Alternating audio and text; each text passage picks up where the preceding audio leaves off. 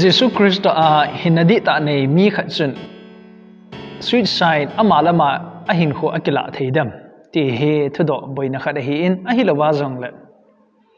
Mipengthah khat chun ham tin ahin kho chu kila jing ta han lang hile Amachu Vangam achi dem ti he thudoh boina khat mi tampi lunga ana jing khat cha hi in Hiche thudoh te ni he donbutna in nei deu hi in a khota khat wang chu Pathen thui sema hile suicide Kibol hi mi atampo in wang phat omen atam lo ji in jong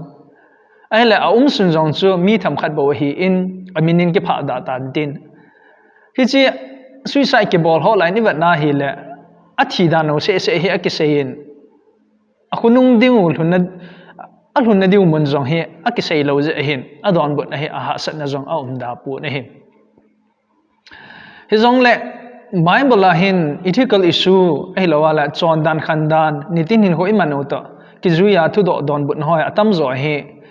Pathen Bible lin tampi a sei lo hi a umin he jong le a sei poita chu mi hem kho het na mang cha lo he la gamo thim jong chu khat a hi in he jong le mi hem khat ke hi je hin het do te ding a lo le het ding lungul pa ha ke nei je hin thudoh tampi ani ke nei nom ji in donbutna jong hi tampi in kisem do manji ta ven he chu ta kilhon na chun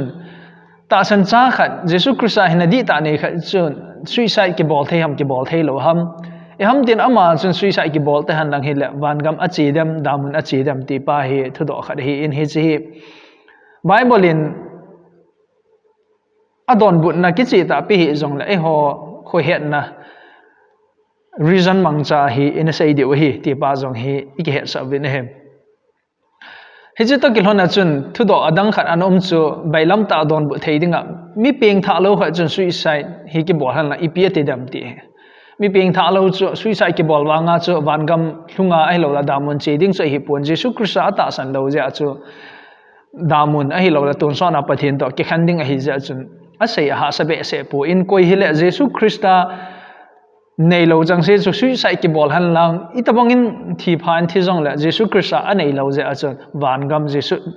pakai Pathen chen khom na Vangam chu hin kho chu a chaning a hi ti pa hi bailam ta don bu the a hi a ha sata khat wang chu azwa ikido ma bang wen Mipengthah khat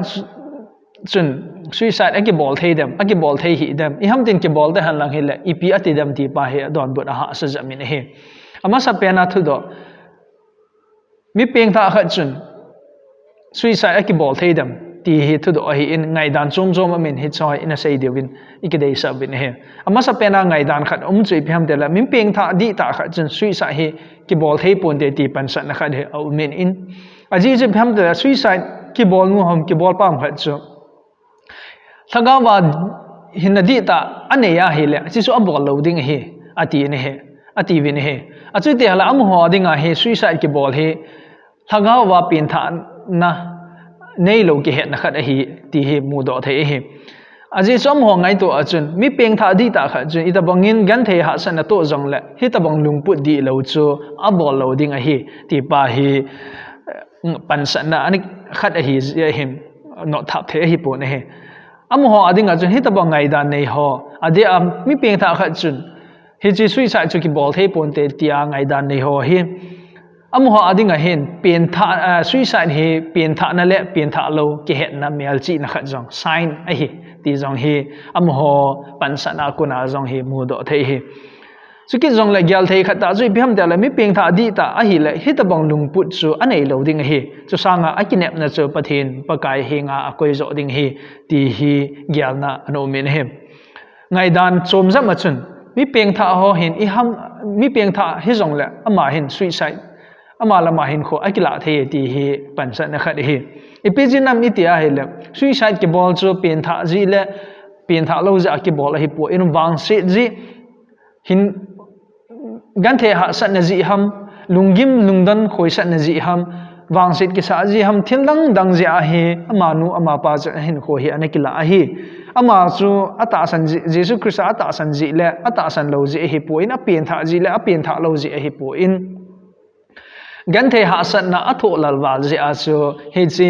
gim gan thei na tho lal khop ta na tho je a chu hitabang gim gan thei na ko na on thon na dinga chu ama hin a hin kho anikila hi ti hi am ho ngai dan la pan san na khat hi a chu ti hala am ho hi a pen tha lo je wa suicide ki bol hi po in a gan thei je wa suicide ki bol o hi za chu am ho hi a pen tha ji le lo ji wa chu suicide a bol lo ji wa chen am ho hi i ham tin ta san cha khat chun suicide ki bol the a ki bol ta zong la mo hi a chi na diu la a hlun na diu mun ton sot mun chu na ima am lo hi al hun na diu mun jesu christa zala a chan diu hi chi tip na gam ton sot gam chu chang tho tho diu hi ti pa hi ngai dan khat hi achunga ki sei kalwala ngai dan tam pi zong chum na lai thei hi he zong le achunga thumun ngai dan te ni hi mi tam pi in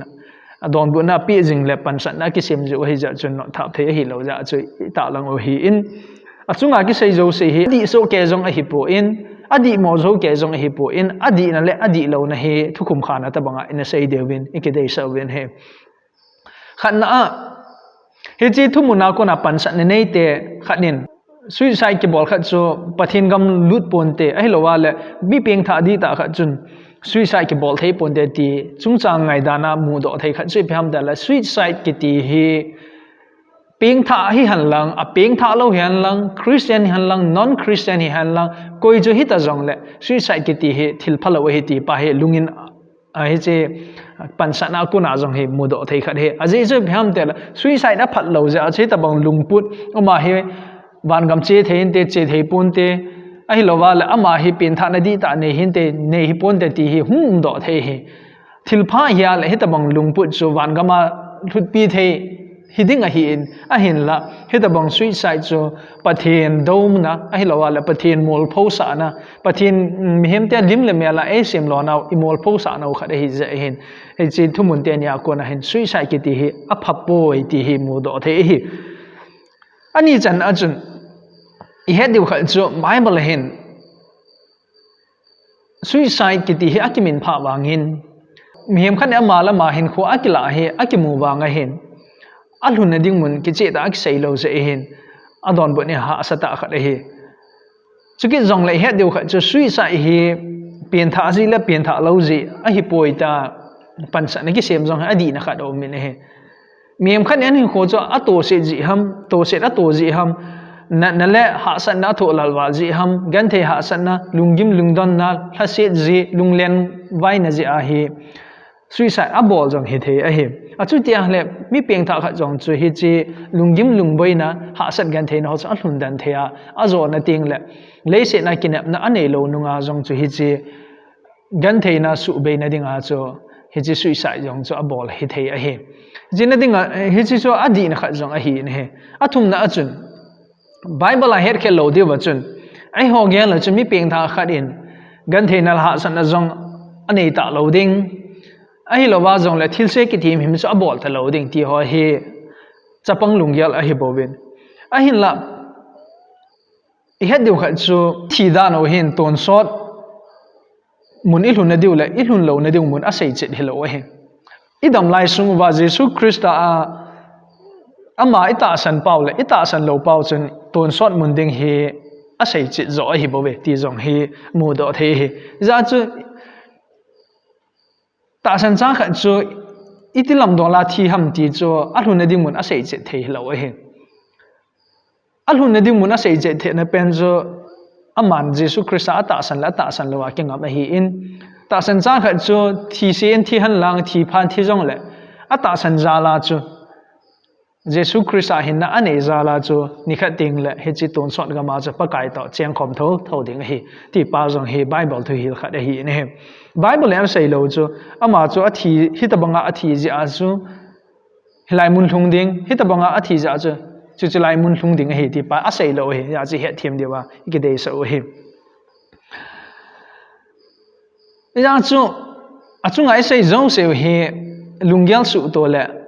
adi thei pending a chu sei hi in mihem kho he na sei thei kelwa win Bible in jong adon bun e pe lo je ba hin ke ta san hi adi pen hi athudi pen he Bible to ake to na pen hi tia he midang to kinil kala cái boina khop setting dòng số hi po in hin lại hết điều khát số Bible sunga thumun tampi hi het chet lo zong omin di ta sei dingin ni khat ting le hin mi jouse hi koi ka hepon le se chunga ina kinap pia Vangam che te ente ta ina gyal ho zong so kon iza sei thei ham ni khat ting la pa kom i hlun ting la amel imu lo mai theu he abong khat loi chu thisia na thi am suicide na ki bola a hi wanga pakai gam i hlun ting la ama mel imu kit mai theu he ki sei thei lo he he zong le he ta bang thudoh boina ho hi ni khat ting la pakai jin ama ang i hlun ting la do ngai lo wa imit ta ba imu wa i het chi diu hi ti pa zong hi ikinep naw kha de hi ni he ya cha chungai sei zo se kalwal wa hin keima ngai dan a hi lo la keima gyal dan kha na chun Mipengthah hi hanlang Mipengthah lo hi zong le suicide kiti hi thil phalo Pathen mel imol phosa nau hi in bol dinga zong kilom lo gan the ha san na anga na abena zong hi de lo he chu sa nga chun he chi hin kho hi Pathen ai pe hi in anei pa de lam ta iman cha ta tingol ai Pathen lo pi na I chan thei de hi ti pa zong hi sei da win he chi suicide kiti hi ha sat gan the ni ji pi pi hama ji hinan te he zong le Pathenin hin khuai pe hi anei chingdinga ai pe hi in avesui dinga ai pe hi in he chi phata ichin tu baba Pathen de lama iman cha thei ta tingula Pathen lung hlai na zo hi dinga hi ti pa hi iki thui hil na no mo hi